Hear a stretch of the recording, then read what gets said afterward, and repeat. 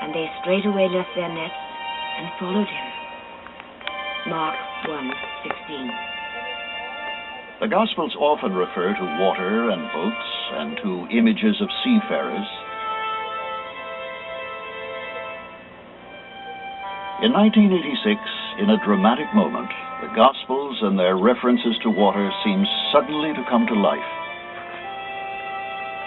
The Holy Land is in the clutches of a severe drought, and the waters of the Galilee are the lowest they have been in memory.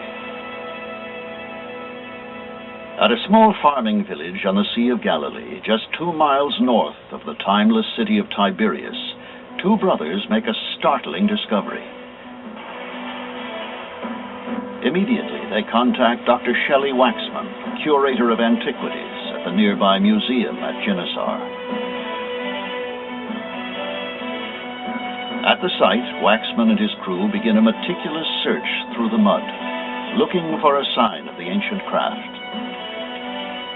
They had sort of moved the mud away from the top of the planking, and I cleaned off a small area of about 15 centimeters, and there were mortise and tenon joints. We knew immediately it's an ancient boat. Waxman and his crew are awed by their find. It is the first ancient wreck ever discovered in the Sea of Galilee. A boat dating back to the time of Christ, which actually plied these waters and then survived the centuries. Now it came to pass on a certain day that he went into a ship with his disciples. But as they sailed, he fell asleep. And there came down a storm of wind on the lake, and they were filled with water and were in jeopardy. And they came to him and awoke him, saying, "Master, Master, we perish." Then he arose and rebuked the wind and the raging water, and they ceased, and there was a calm. And he said unto them, "Where is your faith?" And they, being afraid, wondered, saying to one another, "What manner of man is this? For he commandeth even the winds and the water." Luke 8:22. In an eerie moment, a sudden downpour interrupts the unearthing of the boat. The rain stops as quickly as it began, leaving behind a rainbow, leaping from the center of the Sea of Galilee. And we suddenly had this tremendous rainstorm. We all ran for the Jeep.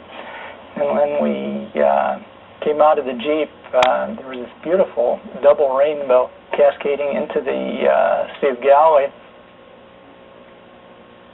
A frenzy of activity follows the boat's discovery. Experts and digging teams are assembled on short notice. Now it is a race against time, a race against the rising waters of the Galilee. Project leader Waxman calls on the authorities to lower the level of the sea to preserve the site. Construction begins immediately on a barrier to hold the rising Galilean waters at bay. As the boat makes its shape known, two artifacts are recovered from the mud, a small jar and an oil lamp. These objects place the boat in or near the 1st century, when Jesus was born. Simon Peter saith unto them, "I go a-fishing." They say unto him, "We also go with thee." They went forth and entered into a ship immediately. And that night they caught nothing.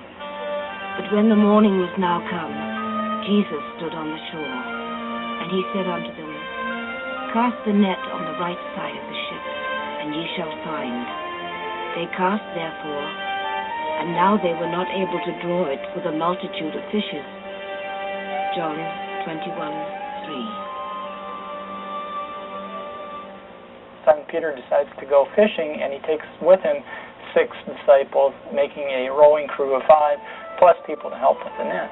So altogether, all those descriptions of boats are talking about the same type of boat.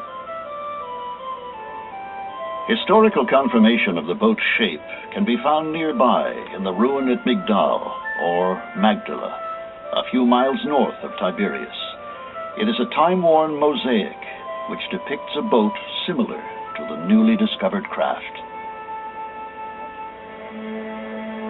And so it is that a short 14 days after its discovery, precious boat of the Galilee, cocooned in space-aged plastic, set sail for the first time in 2,000 years. Scholars are left to ponder what mysteries the boat may help solve when it is lifted from its restorative bath. Since the boat sailed the Galilee in the days when Jesus taught and preached here, will it provide new insight into those times? And what of those early days in the 1st century? Some scholars are puzzled by the Bible's description of life in the Galilee. Historical evidence seems to be at odds with what the Gospels tell us.